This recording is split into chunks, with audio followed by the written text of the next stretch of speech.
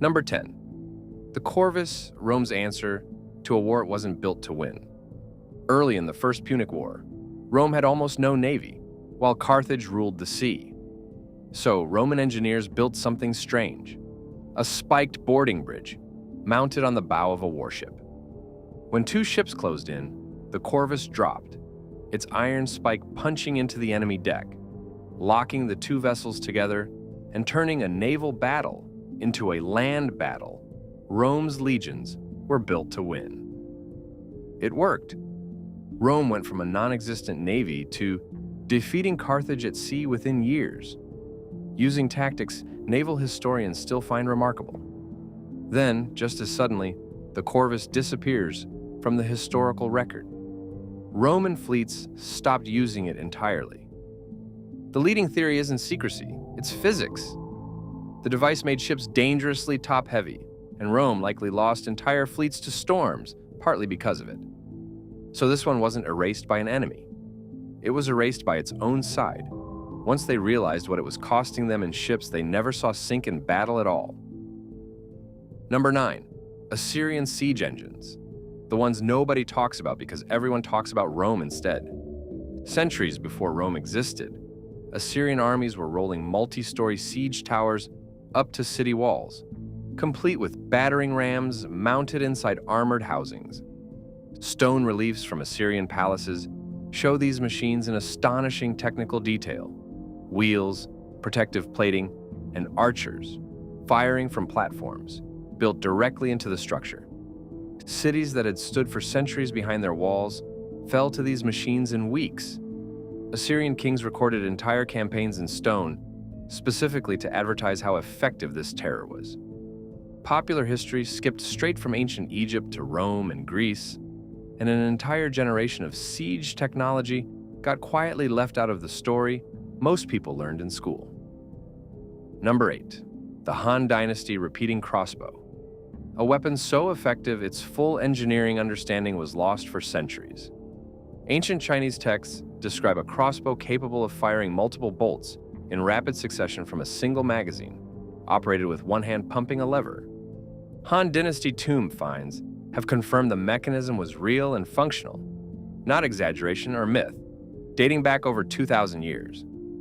For a long stretch of history afterward, the specific engineering that made the rapid reload possible fell out of common military use and had to be painstakingly reconstructed by modern researchers studying surviving fragments. Number 7. The Roman hand crossbow, small enough to conceal, precise enough to matter. Roman military writers described compact crossbow-style weapons used for close-range combat and assassination scenarios, distinct from the massive siege crossbows called ballistae.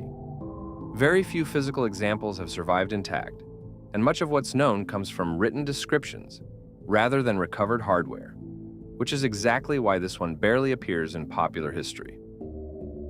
Number 6. Chinese fire lances, the genuine ancestor of every gun that came after them. By the 10th century, Song Dynasty soldiers were strapping tubes filled with gunpowder and shrapnel to the ends of spears, creating a weapon that could scorch an approaching enemy before a blade ever made contact. This predates the firearm as most people picture it by centuries, and yet it rarely appears in the popular story of how gunpowder weapons developed. Later versions incorporated metal barrels and eventually evolved into the earliest true guns, making the fire lance a direct, well-documented ancestor of every firearm used since. It gets left out of Western history classes constantly, not because the evidence is thin, but because the story usually jumps straight to European gunpowder weapons instead. Number 5. Scythian arrows, and a detail so unpleasant that many popular retellings simply skip it.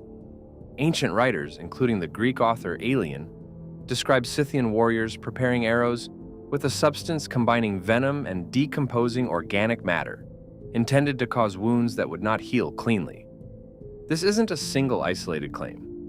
Multiple ancient sources across different regions describe steppe warriors using treated arrowheads, specifically designed to make even minor wounds lethal. Modern historians treat the exact recipe with appropriate caution, since ancient authors sometimes exaggerated enemy barbarity. but the core practice appears too consistently across independent sources to dismiss. It's the kind of detail that gets quietly trimmed from documentaries aimed at general audiences, not because historians doubt it happened, but because nobody wants to explain exactly how it worked on screen. Number 4.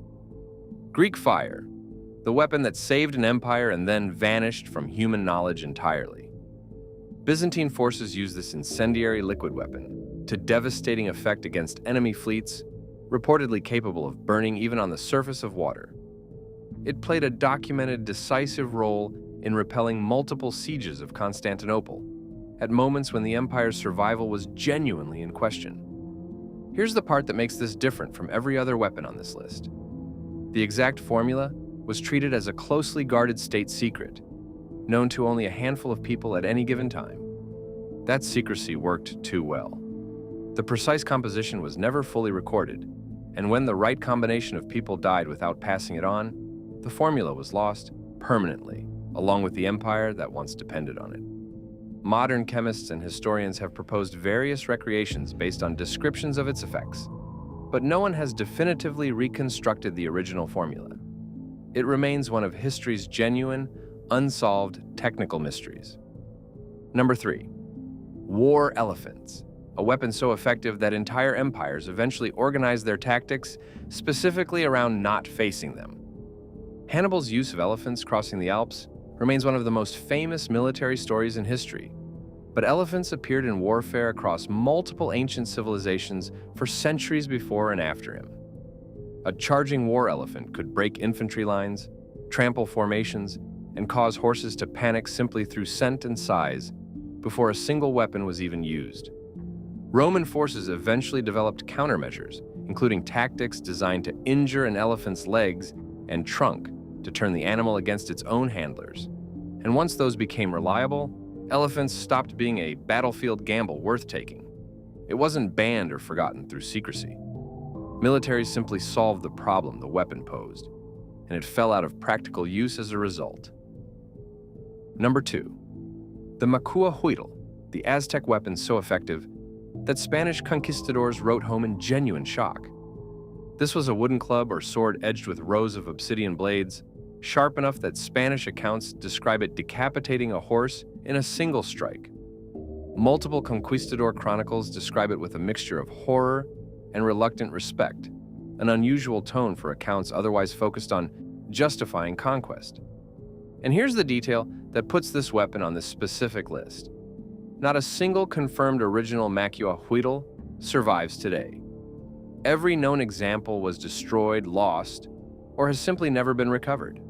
Everything we know about how it actually looked and functioned comes from Spanish written descriptions and a small number of surviving illustrations, not an actual physical weapon anyone can examine today.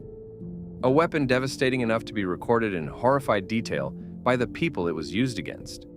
Not a single verified physical example left anywhere on Earth. Number 1, and this is the one that ties the entire list together.